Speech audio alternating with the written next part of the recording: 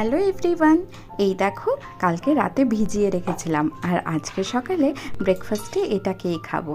এই সবুজ মুগটা সবসময় অত ভালো লাগে না খেতে, কিন্তু আজকে এটার একটু অন্যরকমভাবে খাবো।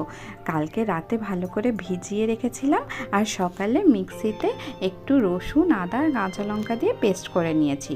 তারপরে তার মধ্যে একটুখানি নুন আর একটু গোলমরিচ গুঁড়ো, বেসন 1 চামচ আর একটা পাউরুটির টুকরো ভালো করে মিক্স করে একটা ব্যাটার তৈরি করে ফেললাম।